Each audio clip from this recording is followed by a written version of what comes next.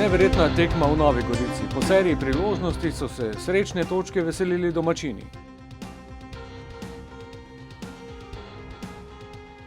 Festival situacij pred domačim golom se je začel že v 3. minuti, ko je po glavinski podaji pred Mendijem slabo izbil domači vratar Sorčan, toda poskus Zahovića je pred golovo črto izbil Jogan.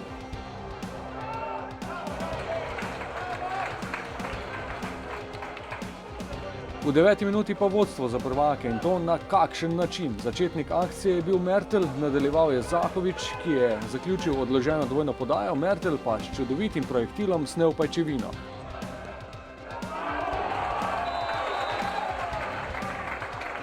Aleš Mertelj ne zabija velikokrat, toda ko zabije, je gol nekaj posebnega.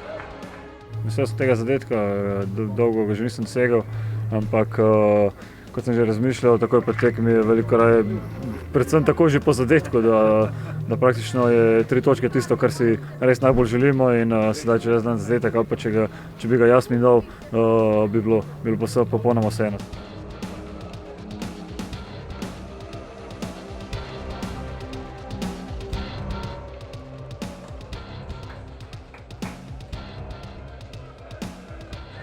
Le 2 minuti kasneje edina priložnost domačinov v prvem polčasu. Žigon se je prebil mimo Rajčevića, toda mimo Handanovića ni šlo. Odbitek je Đuzdanović usmeril preko gola. Priložnost za povišanje vodstva v 15. minuti, ko sta Zahović in Mendy izigrala domačo obrambo, francoskega napadalca pa je kot zadnji mož spotaknil širok in si s tem prislužil rdeči karton.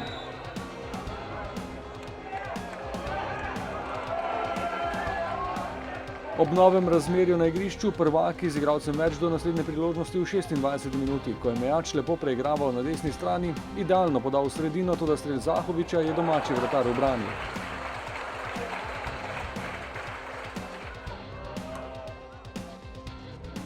V 38. minuti je bil Sorčan že premagan. Viler je zaposlil Derviševića, njegov strel pa je po odbitku končal v vratnici.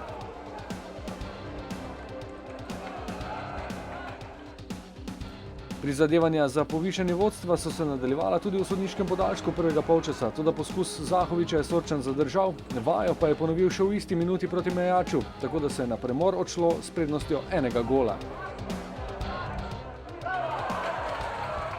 Ob polčasu je v slačilnici ostal Šuler, njegovo mesto v obrambi je zasedel Mertelj, medtem ko je za še bolj poudarjeno napadalno igro napad okrepil Volaš.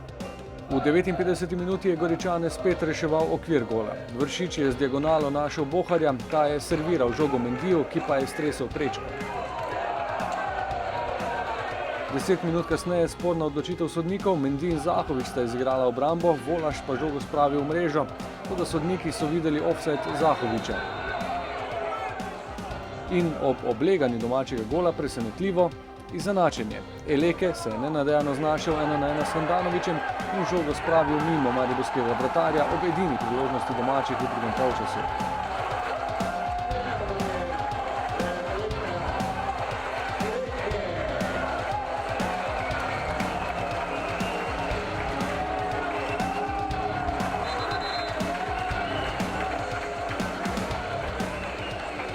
Do konca še nekaj lepih situacij za zmagoviti gol. Po vstopu v igro je Tavares po podaji Mejača z glavo usmeril mimo.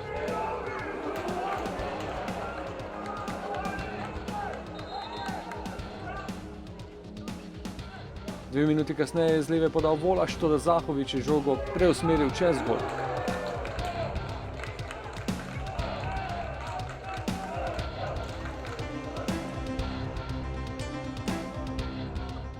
Naslednji je pred gol podal Santi, Volaš pa z glavo nenatančen.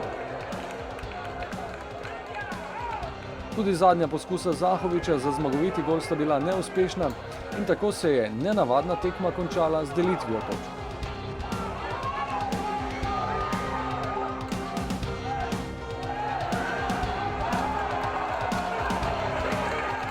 Nisem dobil občutka, da bi kdo prišel v priložnost in bi bil nonšalanten. Enostavno naredili smo vse tako, kot je potrebno. Ali se nam je na rob postavila vratnica ali prečka, ali je vratar odreagiral izredno.